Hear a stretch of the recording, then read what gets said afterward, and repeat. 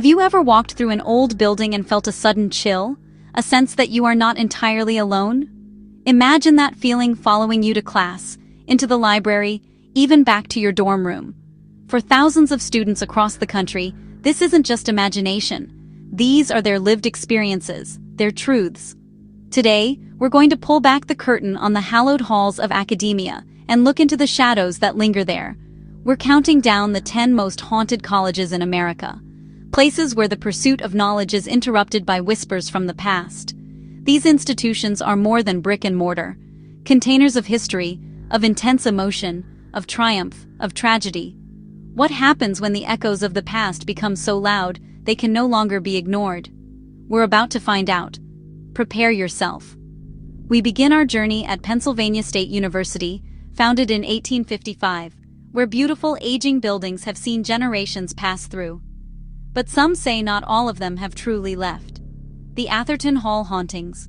Soft, mournful whispers echo late at night when no one is there. Students report a ghostly former student, forever searching for a lost love. Then, the vanishing professor in Patty Library, a figure appearing in the stacks, fading away when approached, leaving only a profound cold and sorrow.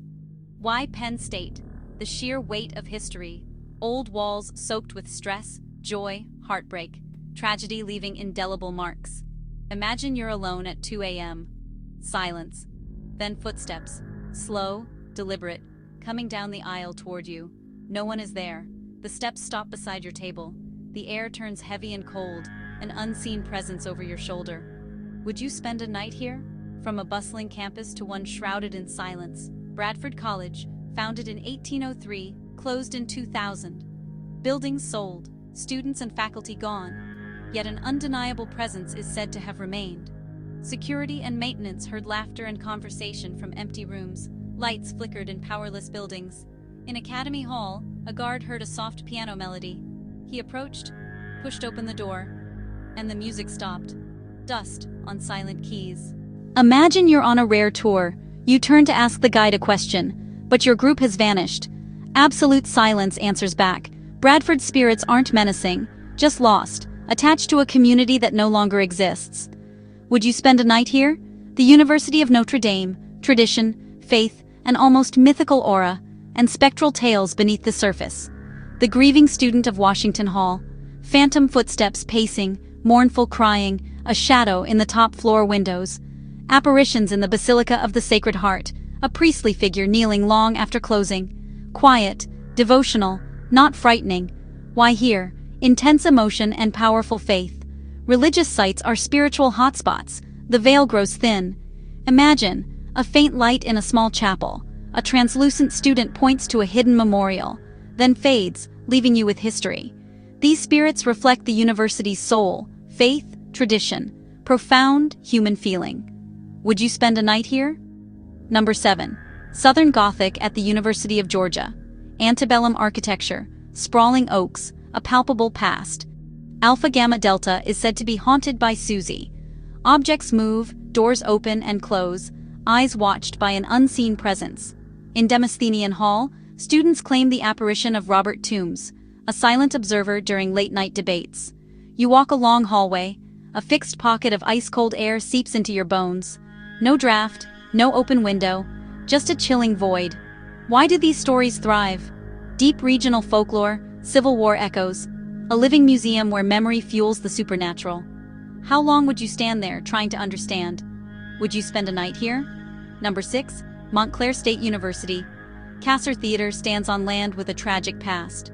Actors report props moving alone, erratic lights, and a woman's soft humming in empty dressing rooms. Some see a full-bodied apparition in white, briefly visible in the wings or seated, vanishing when noticed, leaving sudden cold and melancholy.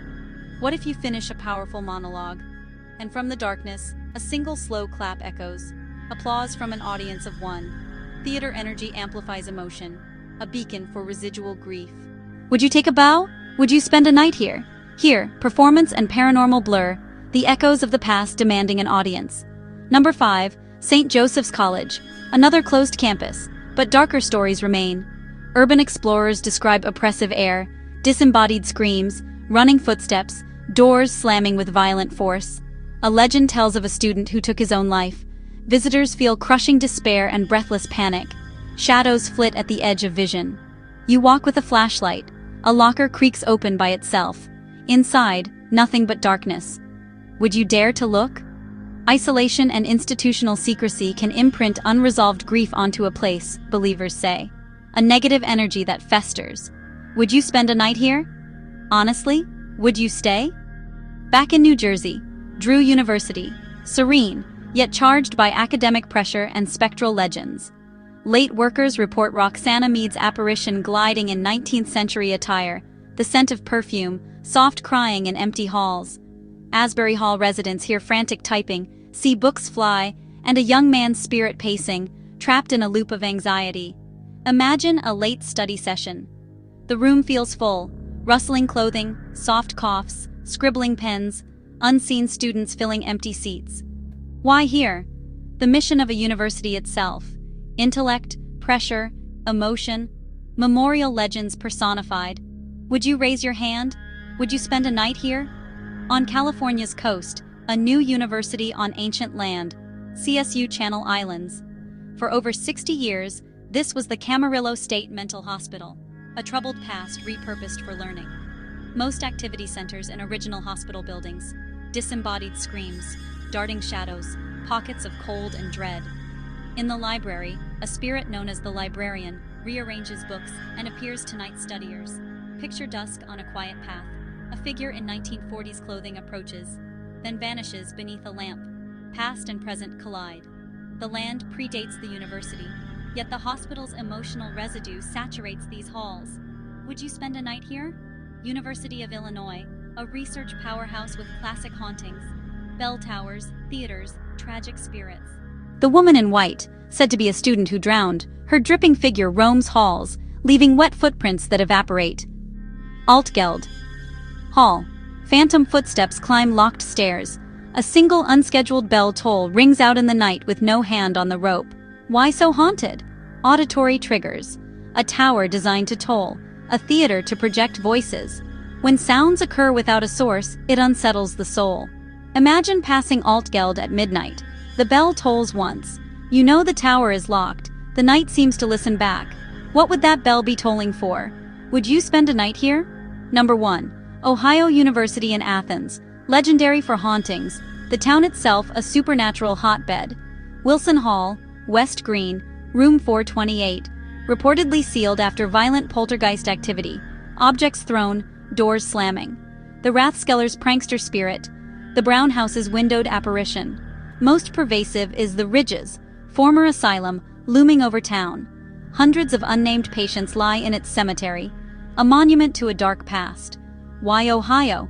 A perfect storm. Asylum history, burial ground legends, a pentagram of cemeteries, and an unbroken storytelling tradition. Final scenario. In the library's portrait gallery, a stern 19th-century face seems to watch. Subtle at first, then unmistakable. They are no longer just paint, they're watching. Would you spend a night here? In Athens, the veil feels thinner. Belief and experience feed each other, and the past refuses to be silent. We've walked Penn State's whispering halls and Bradford's silent classrooms. We felt phantom applause at Montclair and listened for Illinois' lonely bell. From Channel Islands' layered past to Ohio's legendary haunts, places where the past isn't just remembered, it is felt. Born from tragedy, history, and intense emotion, these presences never truly graduate. Think back, the figure at the foot of the bed, the steps in an empty library, the portrait whose eyes followed you. Which of these stories do you believe? Tell me in the comments which campus resonated, and share any experience you can't explain. The conversation doesn't have to end here.